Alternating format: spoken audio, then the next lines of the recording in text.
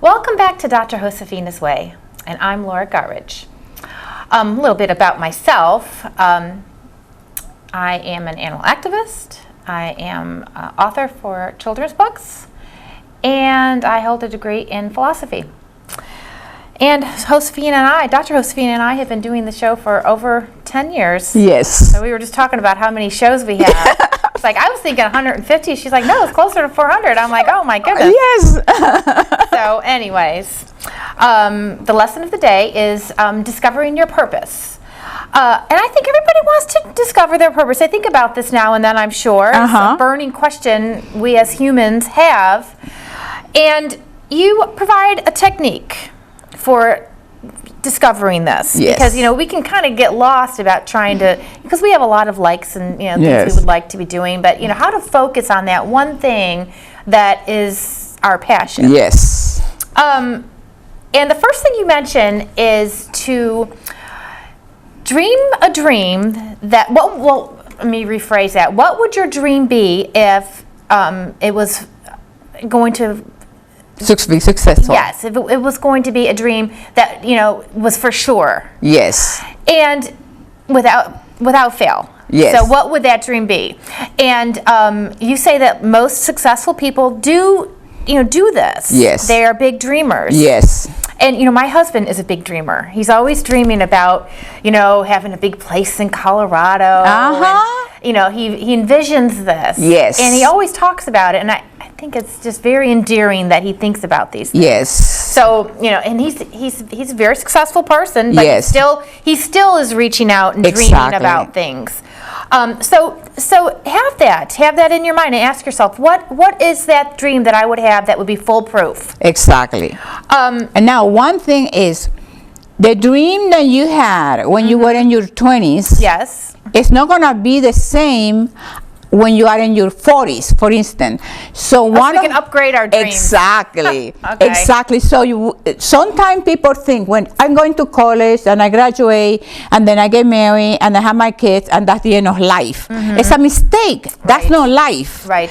You're continuously achieving new goals, achieving new dreams. So this is one of the things that people have to have clear, that because you have achieved this goal now, then that doesn't mean that you're going to be stuck there forever, because you're going to get bored. Right. You always have something else to excel for. You always have more potential to develop. That's true. Okay, so this is the thing that I want people to really connect with that idea, that you have to continue having dreams, not because you're 60 or 70 or 80. It's the opposite. So, anyway. A great philosopher, Soren Kierkegaard, he often said in his writings that human beings are never truly content. Even if we're happy and we achieve the things we set out to achieve, there's always going to be something else. And you know why? Because we have unlimited potential. Yes. And when I say that doesn't mean that we're going to do things that I'm going to do the things that you do and you're going to do the things that I do, because your talents and my talents are different, are unique. Right. So, but because of that, then I have to continue developing my talents. And so that applies to everybody else. Right. So, and that's why we have that sense of restlessness, that we always want to pursue a new dream, a new goal, a new thing. And that's what keeps you young. Exactly. That keeps you excited about life. Right. And your second technique. Yes. How would you spend your last 6 months? If this is, just hypothetical, of course, and ask yourself. It's kind of like that song, "Live as if you were dying." Yes. That you have to think about. We do have a limited time on this earth, and but if we were faced with a drastic, situation. And with that song that you mentioned, we're dying every day. Yes. Some people are dying faster than others. Yes. We're dying every single day. You have one less day to live. That's the truth. You're closer to the end. Yeah. Even as the minutes go by. As the minutes are going by right now. It's a scary thought, and that's the thing about being human. We understand all these things in the world and the way things are. We know we have a limited time, and that's why I think we need to appreciate everything a lot more, because of the knowledge of it. And when you have that sense of finality. Is that a word? Yes. Okay. Then that gives you life a sense of urgency. You don't waste your time. Right. You don't have time for nonsense because you know this is one more day that I have left. It's like a piece of bread, and you cut it in a slice of bread. Every day you eat a slice of bread. So by the end, you have less and less bread and less bread.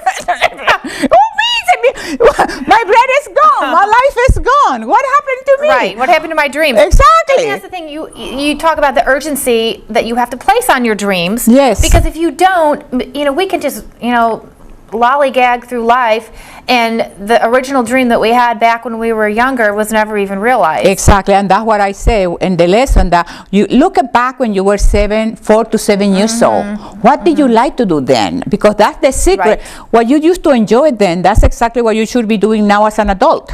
Right, because kids in nature have they're very real and true to themselves. Exactly. So we get influenced as we get older, Yes. by other people and things. But when you're a kid, that's your real self, I think. Exactly. It is true. Of course, I think that teenagers, you can't really, because I think that they turn they know it all. They turn into aliens. So you can't base anything on things that you did as a teenager. No, they know it all. Oh, Get out of my house. That's the truth. Okay, we talked about that. And then you talked about a book that Viktor Frankl Yes. had written, and I was a little disturbed by the title, Man's Search for Meaning, because, back then, they didn't really think much about us women. We just, we were just sidekicks for men, but it should be a person's quest for meaning. But anyhow, I just wanted to mention it. There's three things: hard to learn, things that are hard to learn and hard to do, like math. Of course, we all have. Most of us at least have problems with that. So the things that are hard to learn and hard to do, why would you keep killing yourself? Right, it's pointless. If you know this is not working for you, why do you gonna keep banging your head against the wall? Exactly. That is not for you. Move on. Yes. Okay, the next one. Because we can't be good at everything. So Exactly. if you experience something that you're not good at, why, like you said, beat your head against the wall over it? Move on. Just connect with your talents, and you have endless talents and abilities. You just have to discover them. Yes. And then you talk about hard to learn, easy to do. Yes.